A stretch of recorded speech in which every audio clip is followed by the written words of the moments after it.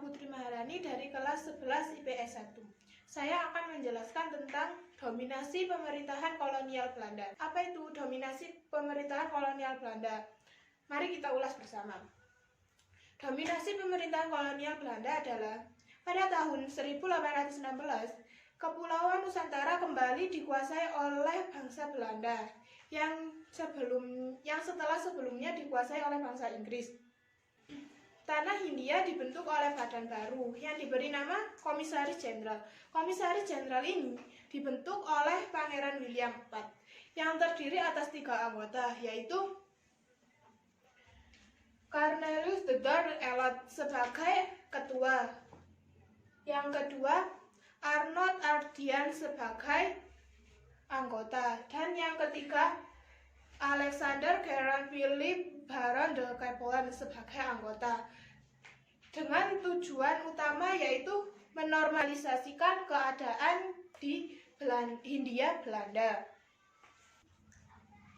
Adapun yaitu dari dominasi pemerintahan kolonial Belanda yaitu ada sistem tanam paksa. Sistem tanam paksa ini pada tahun 1829 ada seorang anggota yang bernama Johannes van der Box. Johannes van der Box ini mengusulkan kepada Raja Belanda usulan yang berkaitan dengan cara pelaksanaan politik Belanda di Hindia, yaitu dari dominasi pemerintahan kolonial Belanda yaitu ketentuan tanam paksa.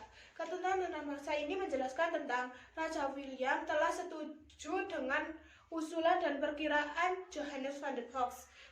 Pada tahun 1830, Van der Box diangkat sebagai gubernur baru di Jawa.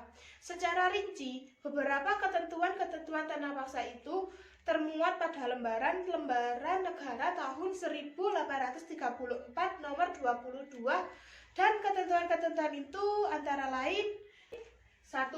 Penduduk menyediakan sebagian dari tanahnya untuk pelaksanaan tanam paksa.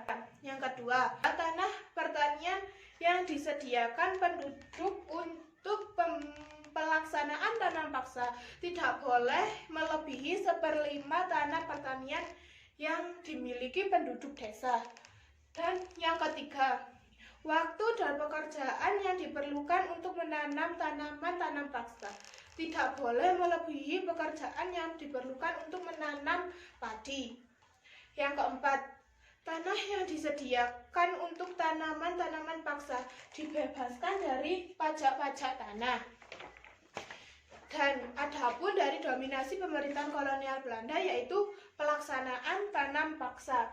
Apa itu pelaksanaan tanam paksa? Pelaksanaan tanam paksa adalah pelaksanaan tanam paksa dilakukan dengan cara sebagai berikut. Yang pertama, sistem tanam paksa harus menggunakan organisasi desa.